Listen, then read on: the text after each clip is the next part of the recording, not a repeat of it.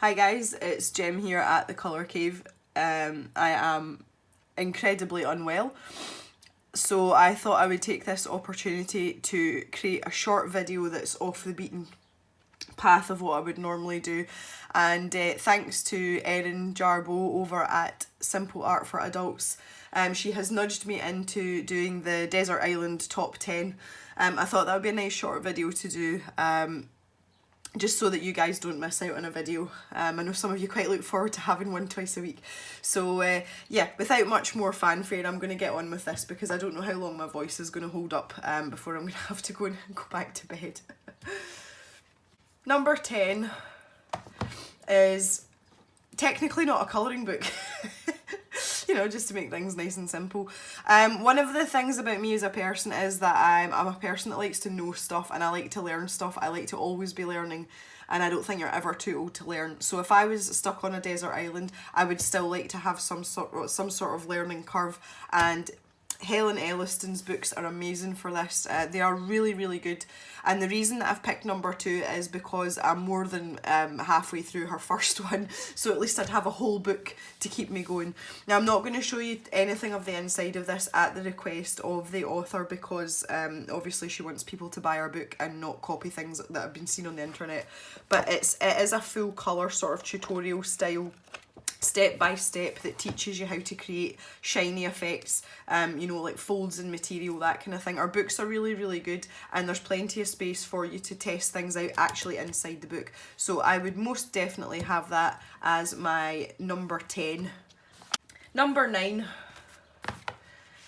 Colour My Sketchbook by Bennett Klein. This is representative. I would take any Bennett Klein book that was given to me if I was stranded on a desert island.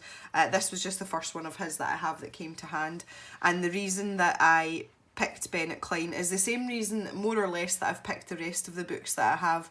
I tend to like my books based on if I like the artwork in the books, i.e. if I like the style that the artist uses, and I have such an appreciation for Bennett Klein. I absolutely love his work. His designs are quirky, they're a little bit different, and some of them are more or less full grayscale, others not so much. But I mean, you can go from really sort of intricate pictures like this to something a bit simpler and a bit more delicate if you're, you know, that way inclined. There's such a variety in his books and in his artwork, and I think it's nice to have that variety, because I do find, much as I love a lot of the really popular colouring books, there's only so many flowers and leaves I can colour before I get fed up. So this is right up my street, and that would be for those days where I was, you know, I was really fed up colouring in flowers and leaves. But his drawings are just absolutely fantastic. I love them. I really, really love them. So yeah, Bennett Klein comes in at number 9. And in at number 8 is Intricate Ink by Tim Jeffs. This is volume number 1. And again, I've picked this because I really appreciate the artwork. It is absolutely stunning. And the nice thing about these are all grayscale pictures, but the great thing about this book is you can create a really, really effective looking coloured page with absolutely minimal effort, and it's going to look good. Sometimes we can spend hours and hours on big double page spreads, and it takes a lot of work, and sometimes you're just not in the mood for that kind of thing. So this book is perfect for when you want a sort of quick fix and still be quite satisfied with the results. And you can see, I mean, the pictures are just stunning. They're absolutely amazing. Look at this little guy.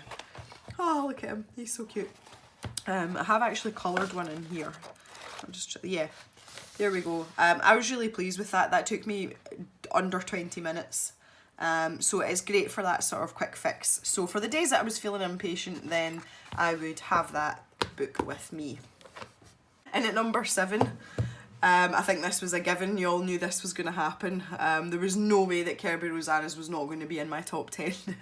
So for my number 7, Yeah, 7. For my number 7, I have picked Imagimorphia, and the reason that I have done that is I have coloured nothing in this book, and there are so many pictures in here that I want to colour. So I'm assuming that if I was on a desert island, I would have plenty of time on my hands and I could get around to all these pictures that I really want to colour. So a usual Kirby sort of style. Everything's really quirky. There's an insane amount of detail in some of these pages, but I particularly like Imagimorphia because I feel it's a nice balance between Animorphia and Mythomorphia. Mythomorphia is insanely detailed, and I found that some of the pictures in Animorphia don't have the same level of detail, which incidentally was his first book, but this seems to strike a balance somewhere in the middle. The double page spreads have got a reasonable amount of his doodles and things in, as you would expect. And you can work away on some of these single pages and it's not going to take you forever to do.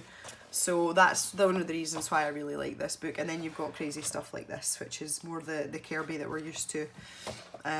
So yeah, I would have this one simply for the fact that I haven't coloured anything in it, which is sacrilege in my book because he is actually my favourite colouring book author. Number 6 is Magical Dawn by Hannah Carlson. Again, if you were to tell me that I couldn't have Magical Dawn and I had to have one of her other books, I would be quite happy, I wouldn't grumble. Magical Dawn is just my favourite out of the 4 of her books that I have, and it's because the images, I find there's a lot more variety in this book and everything's a little bit more whimsical.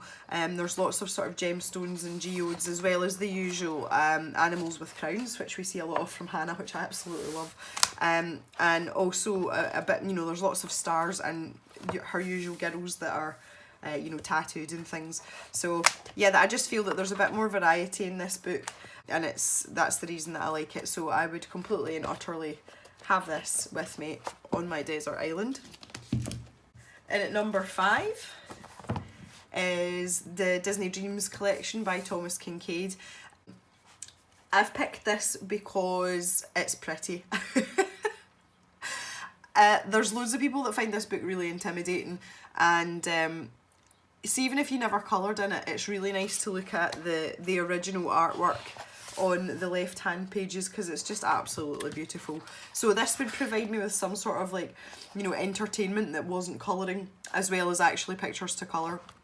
And I just absolutely love his artwork, and when I look at his artwork it takes me back to being a child. It's very nostalgic, especially some of the older Disney films, you know, like Winnie the Pooh and things, because that was the ones that came out when I was a little girl.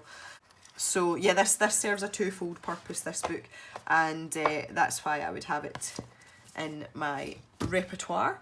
And at number 4 is Podridge Edge Stroney Snoo by Karolina Kubikowska. I absolutely love this book. I genuinely, truly love this book. And again, it's because it's different. I kind of picked this for the same reason that I picked Bennett Klein's books. The artwork is just, it's so out there. It really is. It's such a beautiful book. And there's plenty of really odd things to colour. And this is the book with the creepy kind of like claw things in that I'm not sure about, but I kind of like it. And there's quite a nice balance of animals, and she has girls that she draws, as well as the usual flowers and things. I mean, there's a little bit more with an eye. So I absolutely love this book, and I quite like the paper in it as well. So yeah, that again, just to satisfy my slightly alternative urge, this book would absolutely have to be in here, and that's why it's come so high up the rankings as well, because I love it. Okie dokie. So in at number 3 is, I'm sure you'll all recognise this, well, you'd recognise it with the dust cover on it, Enchanted Forest by Johanna Basford. I've got a bit of an emotional attachment to this book. This was the first colouring book that I got, and it was given to me, and it's what started me adult colouring. I've been working in this front to back, and originally I did it exclusively front to back, and I didn't colour in anything else. So for the first year and a half that I coloured, I solely coloured in this, and because of that, it shows you my colouring journey right from the very beginning, when, you know, I hadn't picked up a coloured pencil since I was a child, up until, you know, the way my skill levels develop now. So I am very, very attached to it, and I'm also determined that I'm finishing it. I am here. This was the last picture I coloured, which I coloured along with Peter Hewitt on YouTube. Thanks, Peter, because it was awesome.